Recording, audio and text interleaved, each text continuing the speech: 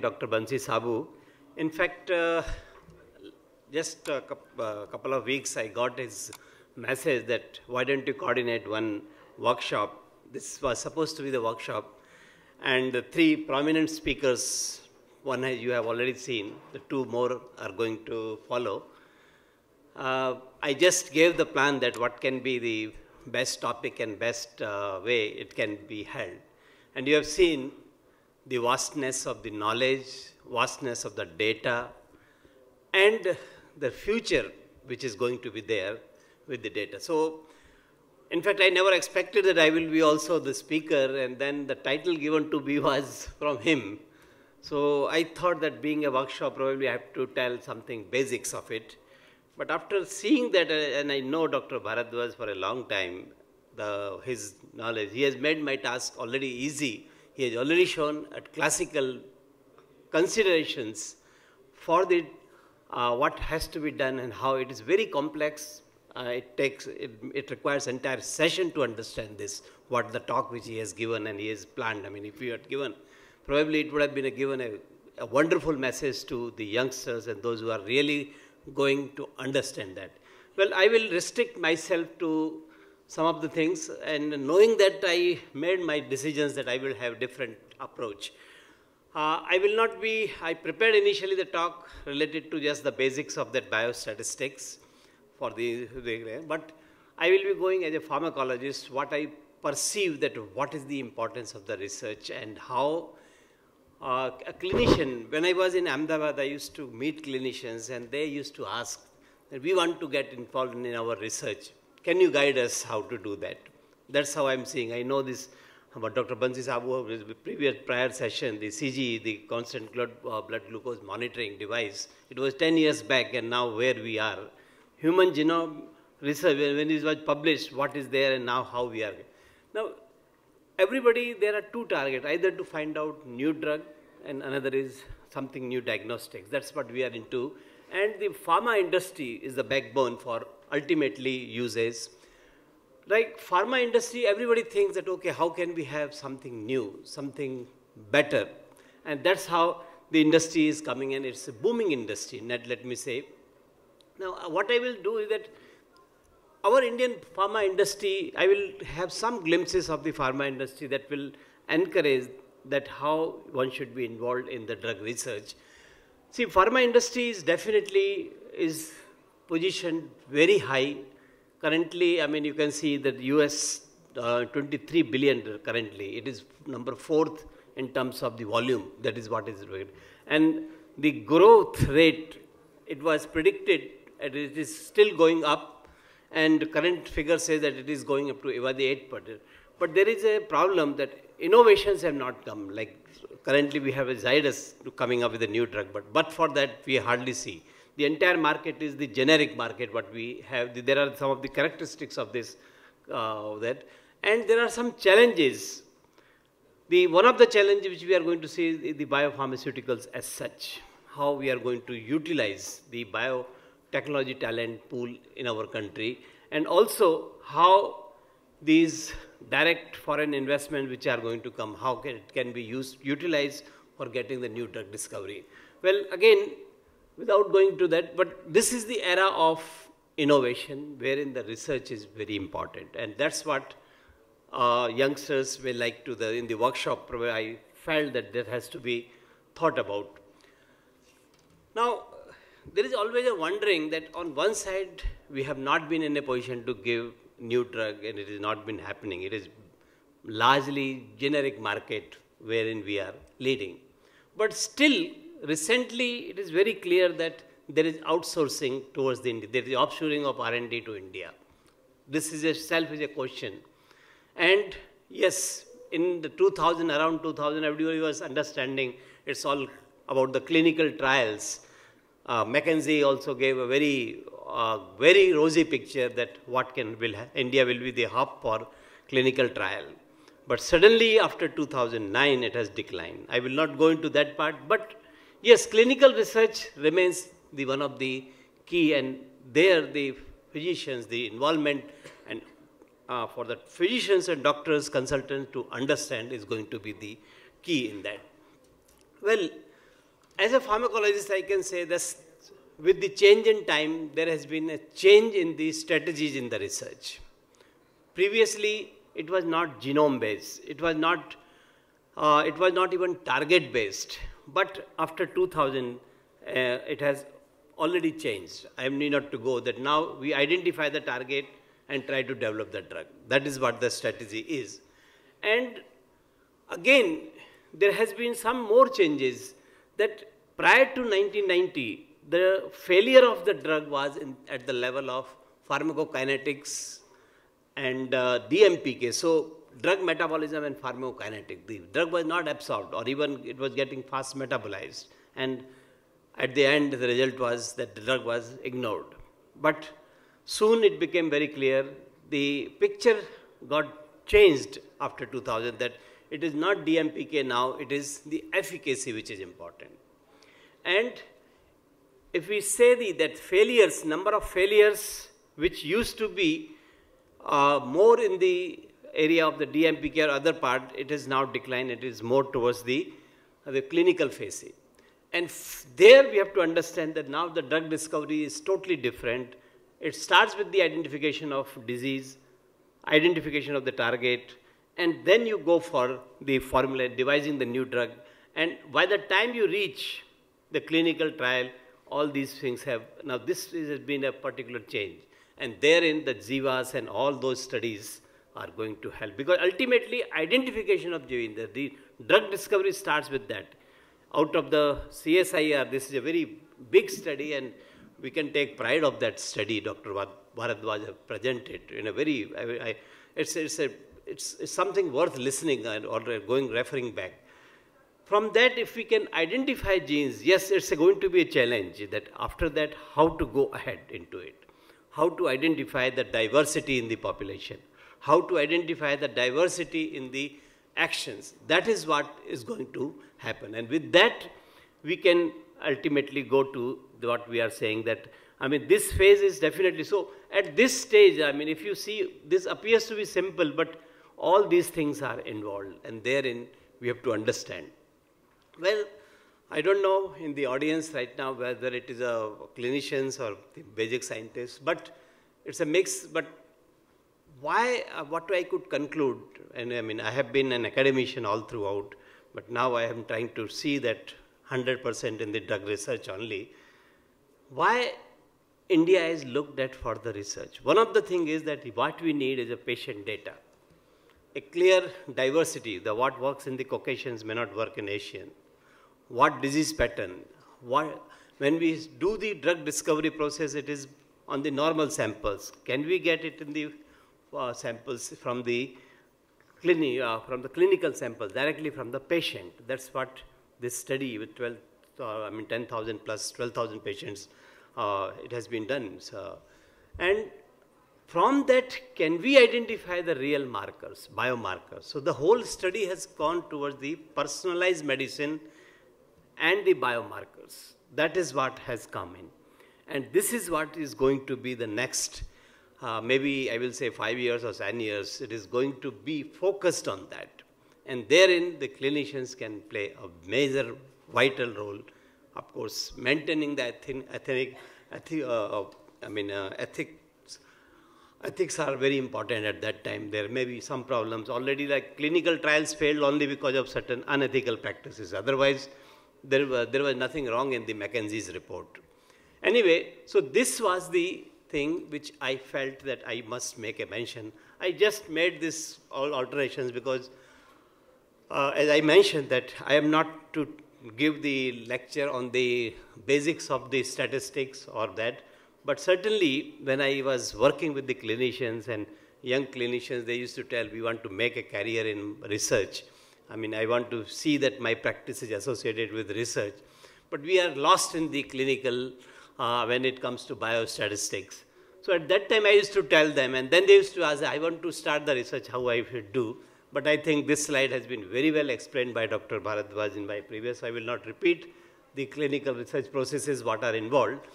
But when it comes to biostatistics, let me tell you, this was a news in the Times of India, Chennai edition probably only, that What there important was a 40% rise in number of deaths during or soon after the angioplasty.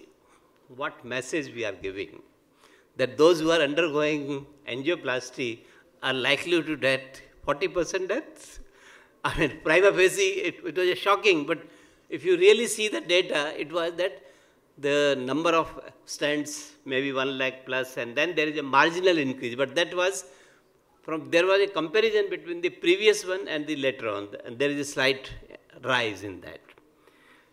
Why I put this is because biostatistics, when we are using, we have to be very careful. What is the biostatistics applicable in genomics is different than what is applicable in the routine data which we are doing with the routine pharmacology or we're doing clinical practice. That is what one has to be very careful, and that has to be understood thoroughly. It is not that easy, it requires entire sessions. Now another thing I would like to just, it's a very interesting, when I was a postgraduate student and we were using the book by Biostatistics by Mahajan, and this example has been given that blood pressure before and after. You see the mean blood pressure change was 3 millimeter of mercury, and what it was shown was it is highly significant.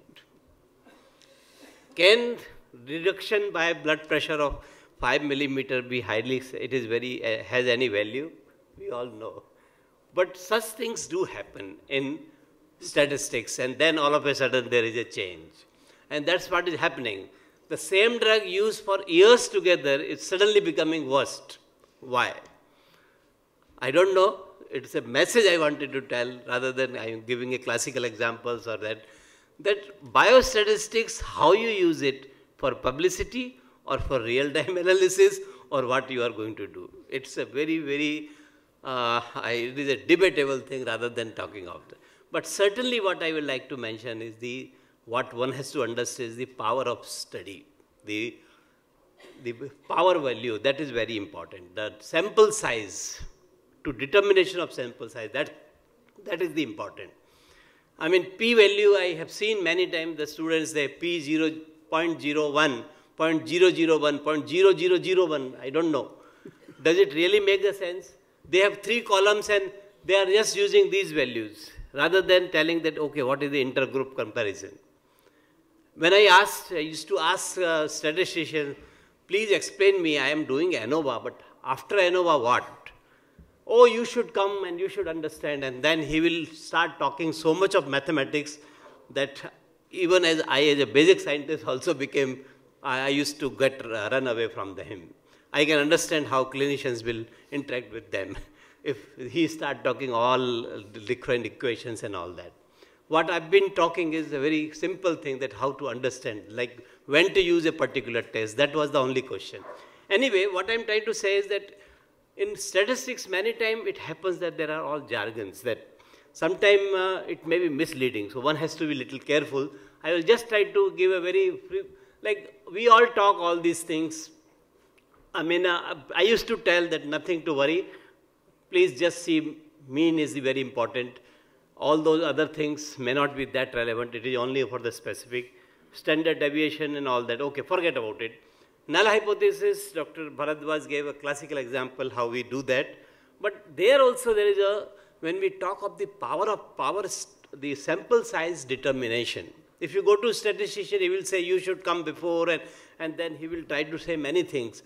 But I have understood very simple that null hypothesis is ultimately the entire basis of that p-value and all is null hypothesis. Which way you are going, the normal distribution curve. It is based on that, the extremes of that. If you reject the null hypothesis, that means there is a significant difference. If it is not so, it means you accept it and it is by bias. That is the normal conclusions which we all draw. But this is known as the type 1 error in the statistics. This is one thing to understand, and why I'm telling that, because to determine the sample size and the power of study, both the things are important. So type 1 error is when related to P, and one can use this for the hypothesis. Then comes that what I gave the example, blood pressure 3 millimeter. Now as such there is a variation. Like if we talk glucose 80 to 120, we normally say. So there is a 20% variation as such. Now this factor has to be considered. Although your null hypothesis has given you, but you cannot consider it as a significant. What we talk, I mean, we used to use the term therapeutically significant at that time. So this thing is called the type 2 error, and that shows the variability, normal variability which has to be there seen. So this thing must be considered when you are targeting the number of samples. Now, as I told you, the biostatistics, these are required. The paper may be rejected. But more than that, how much is the clinical relevance? That is important. Once I asked my teacher of pharmacology that how many patients, is there any criteria that this is a minimum number? He said even one patient observation is also equally important. Forget about number. If it is important, it is important. That's all. Sometimes it is there like that also. But yes, one has to consider. But so type 2 error is something which gives out the variability and the power that what can be the variation. So both these things are considered, and accordingly one should take the decision whether to reject the null hypothesis or not. That may be a correct decision or incorrect decision. Now the sample size can be, so overall all these things are there. I have told there is a simple formula also. One can go for it and you can get the calculation. What my objective of this presentation is to show that yes, many times you are more getting confused with this statistician. Let us not get confused. If you know the some fundamentals, it will be easy to follow. This is what I wanted to tell. And accordingly, the power, whether you have, and now many times the paper is rejected that, oh, your power of study is not correct. We can do even that. It is not that difficult. Well, when you are data collection, again, my task was made easier by Dr. Bharadwaj that how in the very beginning what he has explained that what variables are possible. We have to consider those variables, and accordingly the study design is to be made with the prime question which you are starting with. So these are there. So when you are selecting the data, what are the type of data? I mean, glucose, HbA1c, the anthropometric data, all those things, everything has to be considered. So when you are collecting the data, you have to not only have the ethics, because when we do any study, as per rules, we all know that we have to submit to the ethics committee. And this ethics committee many times start asking the questions. Now these questions, if you are already knowing something, basics of it, you can defend them. Otherwise, they really try to turn you down also. I've seen new investigators who enter in this field, they are discouraged because of that. But yes, the type of variables, whether it is independent, dependent, I will not go into details. Bias you have to avoid. All bias, selection, compounding, I mean, all can be, one can think what type of bias you are having. But they have to be considered when you are defining the different variables. When we come to the clinical research, yes, at that time, ultimately you have to see that in your design you avoid the bias. All these things are very well known when somebody is involved in the clinical trial, what type of design it is that you have to see. Parallel design, fixed dose, crossover design, the same patient if they are in the different group of treatment, how you do that. And then whether it is a placebo or active compound, either we are using like voglibose versus acarbose, or voglibose versus no treatment, or something else. So all these things are considered. Randomized, non-randomized, all these are different terminologies used. One can, of course, discuss with me or anybody all these terminologies. And then the significance level, I normally say that, okay, 0.05. That is, p-value is enough. That is a significant value. Normally it is accepted. But other thing which you are supposed to have is type 1 and type 2 error. They should be clear in your mind. And so that's why I never advocate using that 0.001 and 0. These are these are all misleading rather than many times. Odds ratio, again, it has been told. One has to know that parametric and non-parametric test procedures are different. When we say parametric and non-parametric, all or none phenomena, or when you are measurable. Both, and for both, the tests are going to be different, whether it is a parametric or non-parametric. I think without going to detail, I can put straight with the summary chart. Yes. Now there, it all depends which test you are using. It can be, all these tests are there. You have to know. I mean, this was a question where I used to ask the statistician, he used to rather confuse me more, but I could understand that, okay, which test to use and which test should be applied, parametric or non-parametric. Within that, whether it all depends on whether it is independent variable or better. So like that, one can go for it. There are very tips for the researcher who are entering into clinical trial. One can go through the sites. And I mean, there are a lot of things like when to use the regression and correlation coefficient. I will not go into detail of the time. Only thing, the message I would like to convey here is, of course, two more speakers are there and you will understand more about the biostatistics, is that yes, some fundamentals, those who are in MBBS, what they have learned during the PSM, the community medicine, that can be used. There are only thing that have a precise objective, and accordingly the planning should be done. You have to have, you cannot just rely on the direct statistical package or directly statistician. Have your discretion and some basic understanding. With that, you can successfully do the research, and nowadays this is required very much, and India has the potential to do it. I am sure in time to come, I will not,